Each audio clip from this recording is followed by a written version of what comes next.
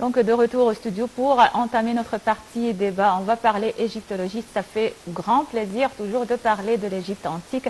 Et en novembre dernier, sachez qu'à l'occasion du 160e anniversaire du musée égyptien à la place Tahrir, le ministre des Antiquités Khaled El-Anani a annoncé que l'espace libéré par le déplacement du trésor de Toutankhamon vers le grand musée égyptien de Giza serait désormais consacré à celui provenant de la tombe de Yuya et Touya. Donc, qui sont Yuya et Touya? On va savoir plus des détails avec notre invitée, Madame Nagia Fanous, vice-directrice au musée égyptien du Caire. Bonjour, Madame. Bonjour, je vous souhaite une très bonne année 2019 à vous et à vos spectateurs. Merci, merci Madame. Mais avant donc d'entamer ce débat très intéressant sur Yuya et Touya, on va regarder un reportage sur le sujet. Yuya et Touya furent des personnes très influentes de la 18e dynastie. Ils sont parmi les rares privilégiés à avoir été enterrés dans la vallée des rois, nécropole réservée aux souverains. Yuya était originaire d'Akhmim en Moyenne-Égypte et portait les titres de directeur des écuries royales et de père divin. Touya était ornement royal et chanteuse d'Amon. Elle a même été proposée, sans que l'on puisse en apporter la preuve définitive, que cette famille ait eu des liens de parenté avec Moutmouya, la mère du roi. Ce qui est certain, c'est qu'ils étaient les parents de la grande reine Tiyi, épouse bien-aimée du grand Amenhotep III, et par là même beau-père et belle-mère du grand pharaon qui a régné sur les deux terres pendant plus de 30 ans. Ils se trouvent ainsi de fait être les grands-parents d'Amenhotep IV, Akhenaton. Ils sont certainement décédés à un âge avancé pour l'époque, probablement plus de 60 ans, comme l'atteste leur chevelure blanche. Après étude des techniques d'embaumement, il apparaît qu'ils sont morts à quelque temps d'intervalle. D'après la position relative des deux sarcophages dans la tombe, il semblerait que le mari ait été le premier à mourir, avis qui n'est pas partagé par tous les égyptologues, qui laissent entrevoir la possibilité que Yuya soit décédé après sa femme. La demeure d'éternité du couple a été retrouvée en février 1905 par James Edward Cable lors de fouilles financées par Theodore Monro Davies, un richissime homme d'affaires et avocat de Newport qui sur le tard se consacra à l'égyptologie. Les momies du couple reposaient à l'intérieur de la tombe mais avaient été sorties de leur sarcophage afin d'être plus facilement dépouillées de leurs bijoux. Les corps étaient si bien conservés qu'ils semblaient simplement endormis et prêts à s'éveiller. La tombe livrera un magnifique mobilier funéraire, des bijoux, des scarabées et des sceaux, de la vaisselle, des instruments de musique et des statues. Les arrière-grands-parents de Toutankhamon s'installent ainsi dans la place laissée vacante par leur arrière-petit-fils.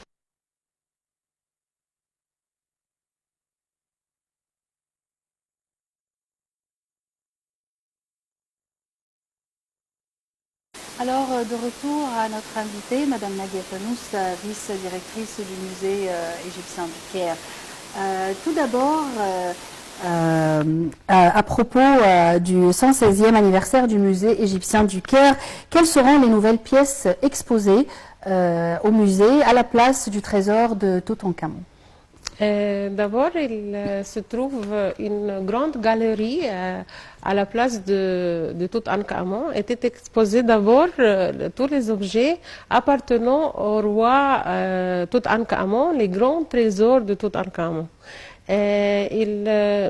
Quelques pièces principaux pour le roi Toutankhamon étaient laissées jusqu'à maintenant, jusqu'à l'inauguration du grand musée aux pyramides.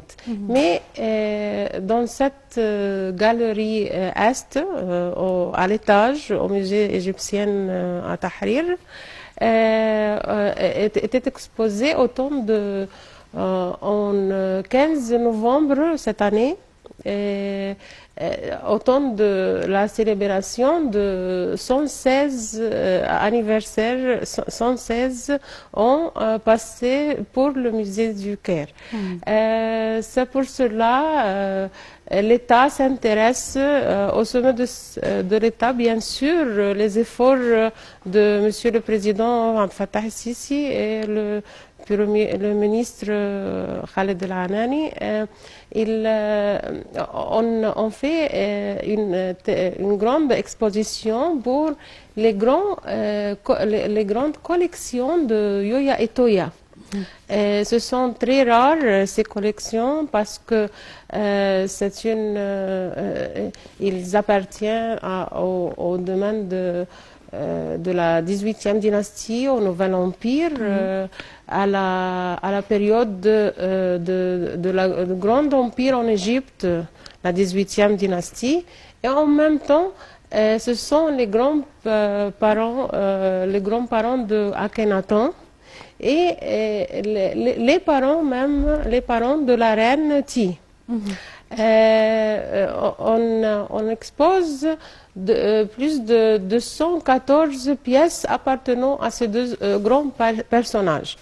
Ce sont de l'origine d'un pays qui s'appelle Akhmim, au sud de l'Égypte. C'est une grande province de l'Égypte au temps pharaonique. Et aussi, ce sont des grands hauts fonctionnaires au temps de Amenophis III. C'est un grand pharaon en Égypte à la 18e dynastie. Ces trésors préservent tous les objets appartenant à ces deux personnages. Bien sûr, d'abord les deux masques, les deux fameux masques très élégants, masques appartenant à ces deux personnages avec une méthode qu'on appelle cartonnage. Les deux masques cartonnage, c'est-à-dire il y a une méthode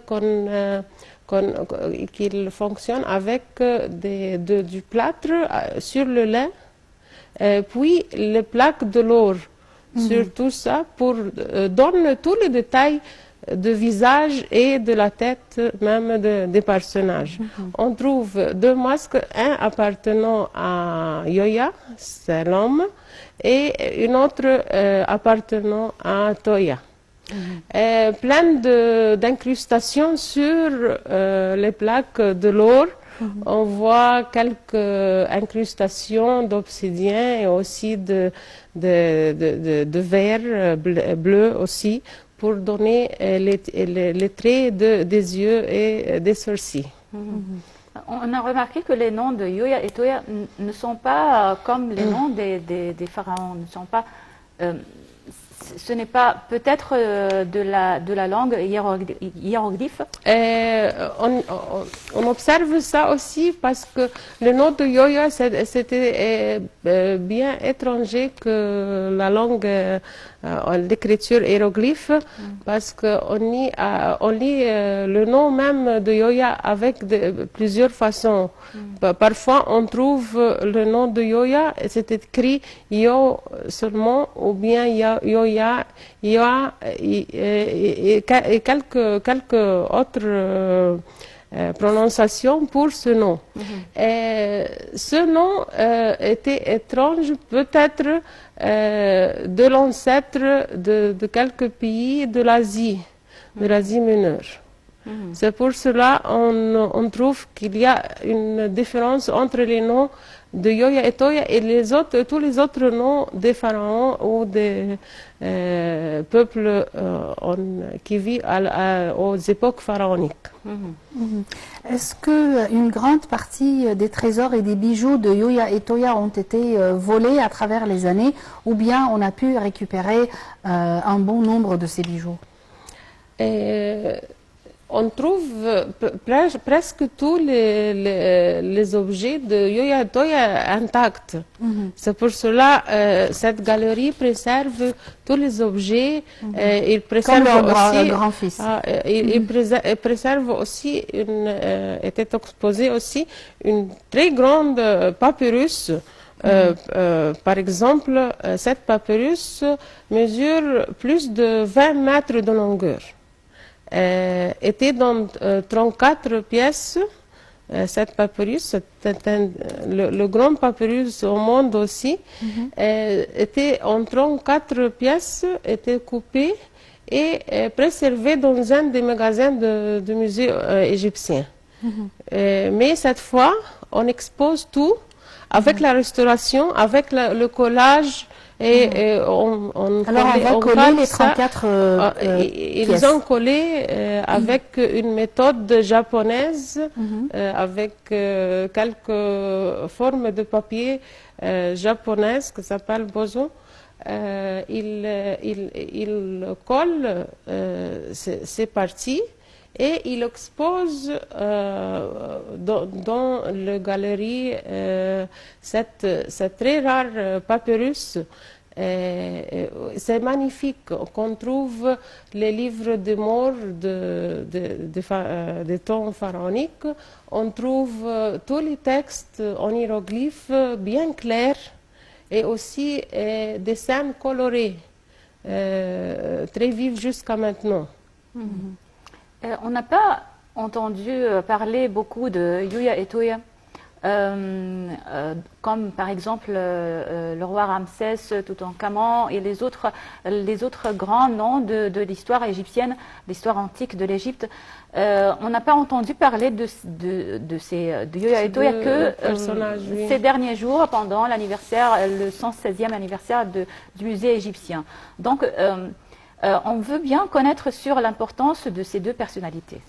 Ils ne sont pas... Qu'est-ce qu'ils ont fait? Ils sont une reine et un roi? Non, non, non. Ils ne sont pas des reines ou bien des rois, mais ce sont les grands-parents d'Akhenaton et aussi les parents de la reine, la plus fameuse reine de l'Égypte, la reine Ti.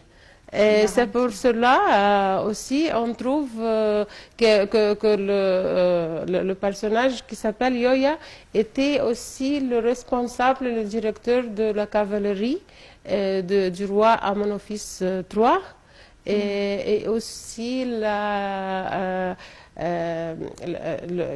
Toya, la femme, était aussi la recluse du dieu Amon et aussi une prêtresse du dieu Min.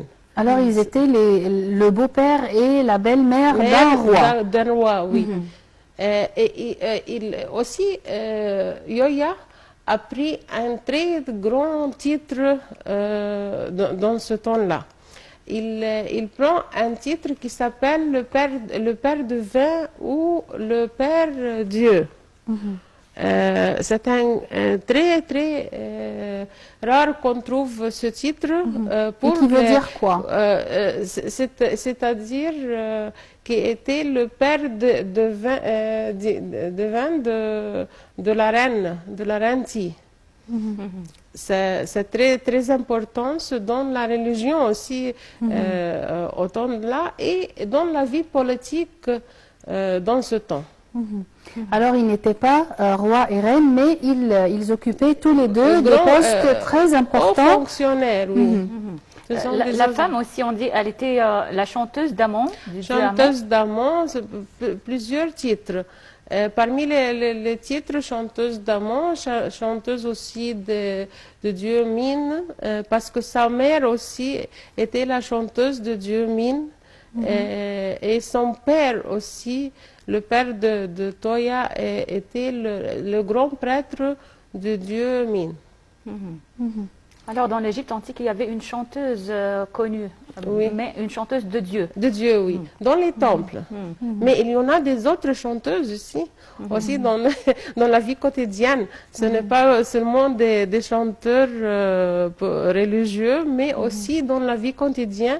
On voit toujours des scènes, des danses, des chants et tout ça. Il y a des banquets aussi, des scènes de banquets.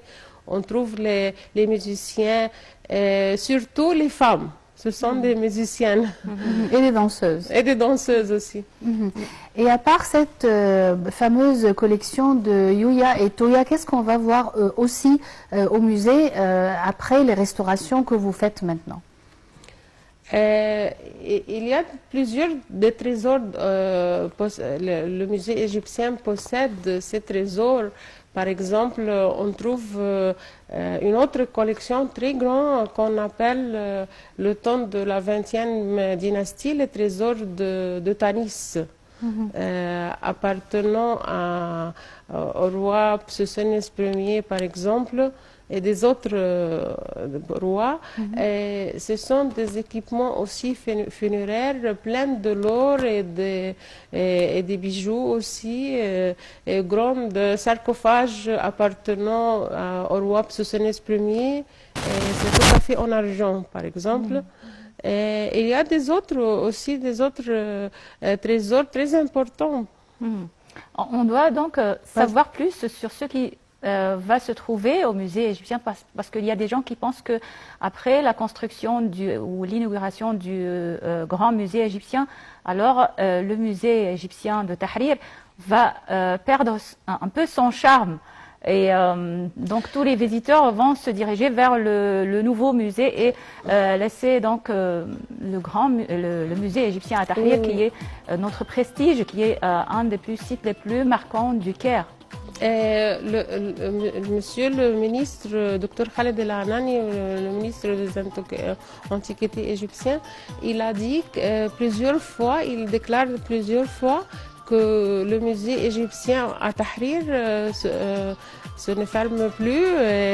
Il va être toujours qui expose tous les rares collections. On trouve par exemple des rares collections appartenant de la période pré-dynastique jusqu'à la période gréco-romaine. Il préserve par exemple plus de 150 000 objets. On peut exposer ça à des autres méthodes plus modernes que nous exposons maintenant. Il y a de grandes statues aussi, des statues des immenses à grandes statues immenses, par exemple la statue même du roi Amenophis III et la femme, la reine, la plus grande reine de l'Égypte, la reine Ti. C'est une reine très importante, elle a une forte personnalité même dans la vie sociale et aussi dans la vie politique. Lorsqu'elle règne sur le trône de l'Égypte, elle a des relations aussi avec quelques pays en Asie mineure, et il y a des messages qui prouvent ça. Dans le temps de la règne de cette reine. Malheureusement, notre temps arrive à bout. Merci beaucoup, Madame Tanous, vice-directrice au musée égyptien du Caire, pour vos éclaircissements. Merci Madame d'être avec nous aujourd'hui. Merci Madame. Merci c'est toujours donc un plaisir de parler et de savoir plus sur l'Égypte antique. Merci beaucoup et passez une excellente journée. Mesdames et messieurs, merci pour votre attention. Donc demain une nouvelle émission de Bonjour l'Égypte. Passez une excellente journée. À très bientôt.